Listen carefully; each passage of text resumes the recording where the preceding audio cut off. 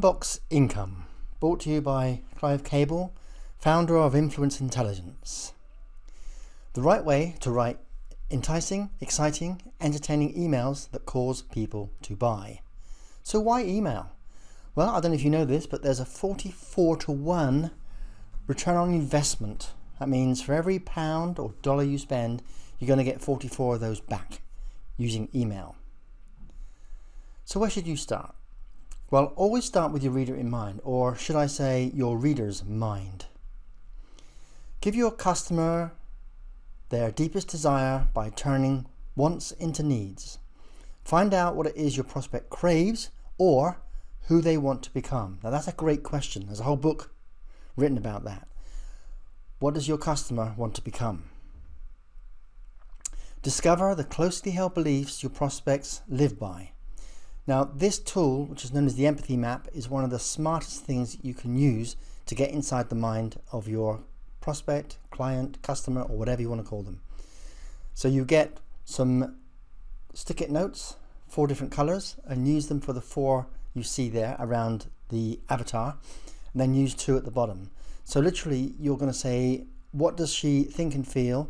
And then you write one answer on a stick-it note and you put it in there, and what really counts, same thing, what their major preconceptions and what their wants and aspirations.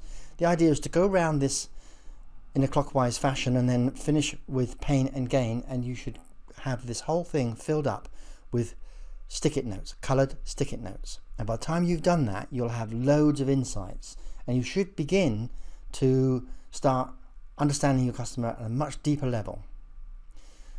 So then you ask the question, well, how much does your reader already know about you and your solution to their problem? And are they most aware or are they least aware? Now, if they're most aware, then you're going to have to be direct. There's no point in beating around the bush because they're already aware of you. If they're least aware, then you want to be indirect and be subtle.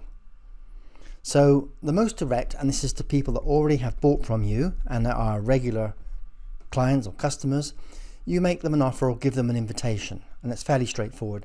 Not much selling involved and not much copywriting needed.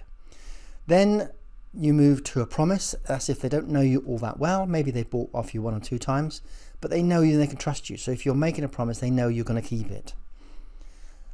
Then if they have only bought from you once, then maybe you could use a problem and solution method. Give the problem, agitate the problem, and then offer them the solution. Now, if you're going to go for the least aware, people that have never bought from you, and you're selling information, then secrets or systems work very well. People seem to like a secret to, or a system, breakthrough system that you've discovered. Then you're going to go with predictions or proclamations. I like these. The best of the best so far is the prediction of the end of America. And then you lead with stories. That's the most indirect and the hardest of all. So if you're looking at this, the easiest to write is the offer or invitation. The next easiest is the promise. The next is problem solution. It gets more difficult because you're selling to prospects, people who haven't bought from you. So you need to use secrets or systems, predictions or story. Remember, keep in mind, always have this saying available to you when you write emails. Problems have price tags. Now, there's a book out written in the 1950s called the Robert Collier Letter Book. And there's a saying in the Robert Collier Letter Book that people keep on misquoting. And that saying is, enter the conversation that's already going on in your prospect's mind. And Robert Collier never said this. What he actually said was, everyone is constantly holding a mental conversation with themselves. And this is directly from the book. I've taken this. So their goals, their interests, their problems, their fantasies, you must enter this conversation with something that fits in with those thoughts. How do you do this? Well, you divert their mind temporarily away from their own affairs by using something that is new to them, like a pattern interrupt, or something that makes them curious. Then you take them back to their previous thoughts, linking them to what you do. Okay? And how your solution solves their problem and gets them to their goal. Now, the 3 questions to ask before you start is, who am I talking to? What's the purpose of this email? And what am I going to do to get that click? You're not selling anything in an email. All you're doing is getting a click off to somewhere else, a blog post or a YouTube channel or a sales letter or a video sales letter or a webinar. The very best way to structure persuasive emails that I found is a lot of research. And the research, you've got the tools now within this, which is your empathy map, and that would help you do a lot of research on your prospects. You want to find out what's going to entice them. And then the promise, we talked about that earlier. What is going to be the bold promise you're making? And then you've got to convince them. Use facts and figures. Then you excite them, and this is the part where you want to motivate them and you're going to persuade them. So these two are very closely linked. And then you're going to reassure them that they're doing the right thing, and then you want them to consummate the sale. The subject line. The best thing to do, I found, is to study your inbox for well-crafted subject lines. Look for the subject lines that get you to open that email, and keep a journal or keep a Word document or something similar on your computer or in a journal, like I said. So you're going to collect these and you can use them for your own emails. Never be obvious. Go for subtlety, the softer approach. Before writing your email, find a universal theme. Take a problem or a want and a need and tie it into something that's completely unrelated. The problem, need, want, or desire is a lot like what. Now this will take a bit of thinking, but it's definitely worth doing. Here you create a metaphor, simile, or analogy for what you're selling, and X is the same as Y. Create themes that are fun and interesting for your readers. Now, how to write openers? Well, I tend to start with introducing myself every time I send an email so that I can bond with my reader. So it usually goes something like this. Hi there, first name. It's, then you put your name in there, here again, and I've got a confession to make. So you see I'm kind of linking that sentence in there with the original sentence of introducing myself.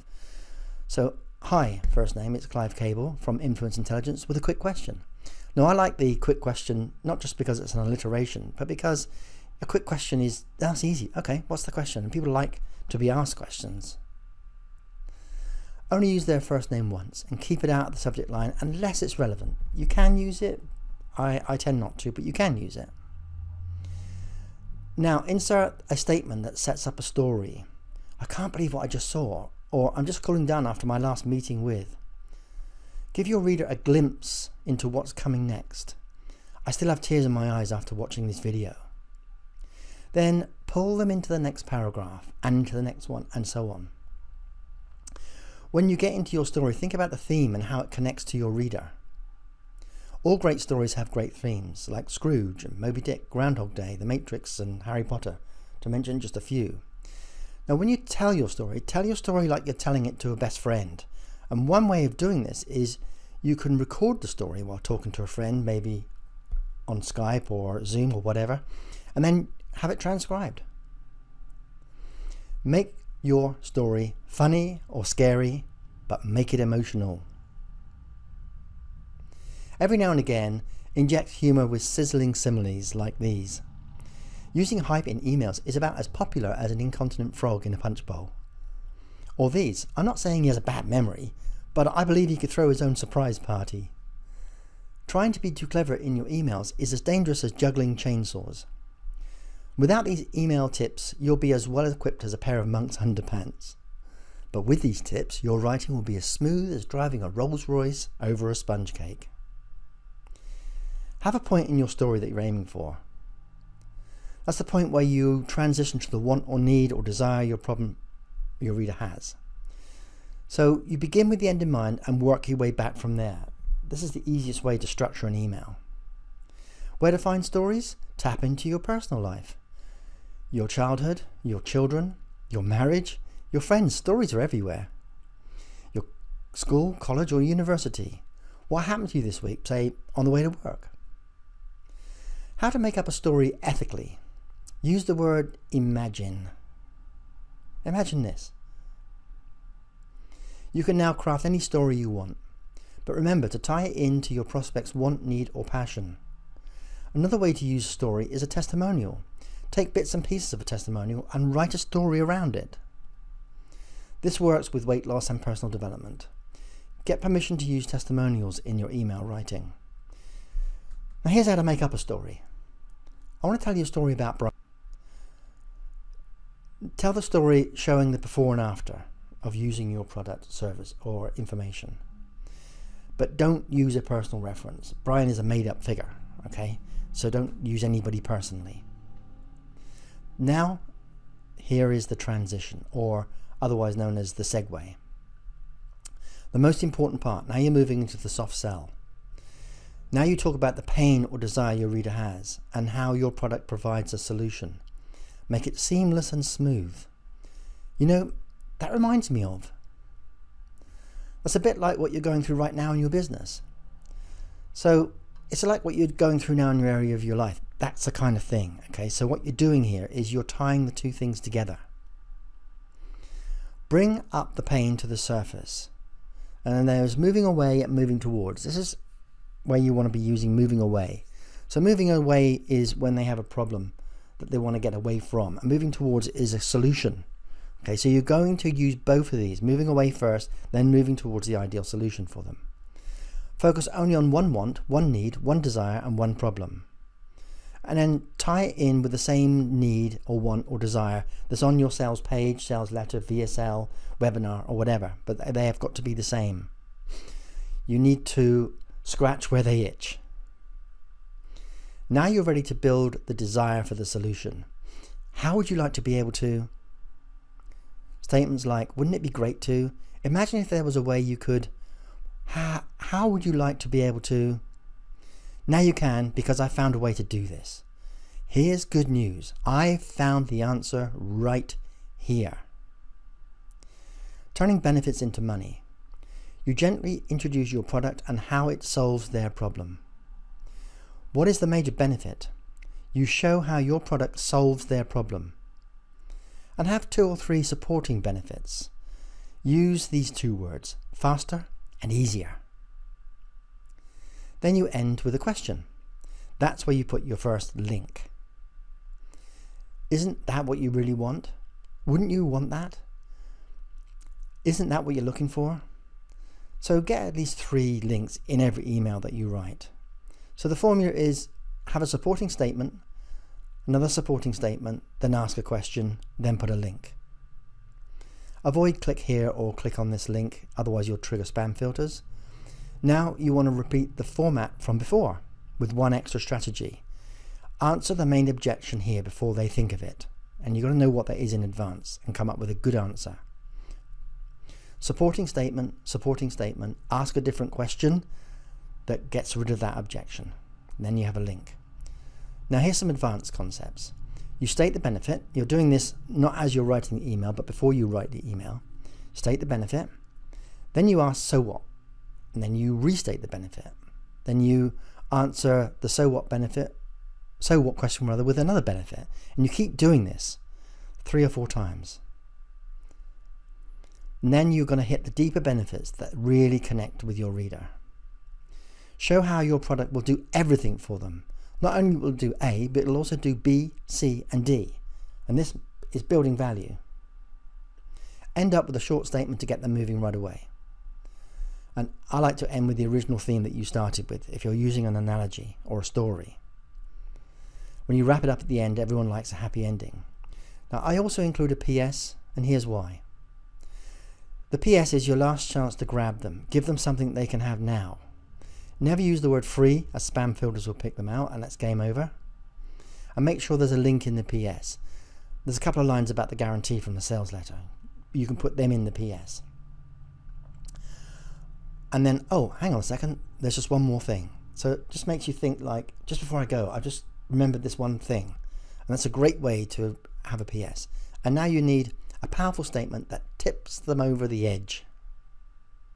Remember, emails have a 44:1 ratio. So whilst this might seem like a bit of work, look at those numbers. You're not going to get those numbers anywhere else from any Facebook, pay-per-click, or social media. You're never going to get that kind of return anywhere else. So this is worth your time, and it may even be worth you watching this video more than once.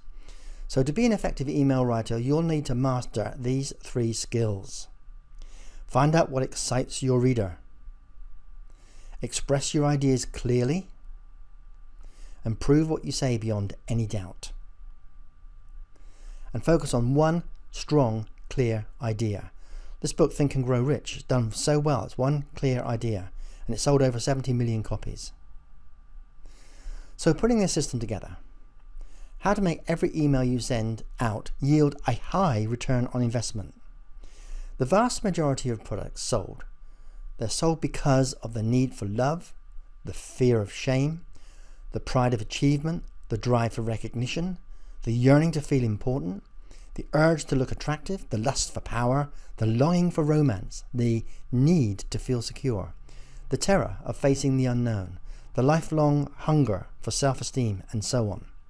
Emotions are the fire of human motivation, the combustible force that secretly drives most decisions to buy.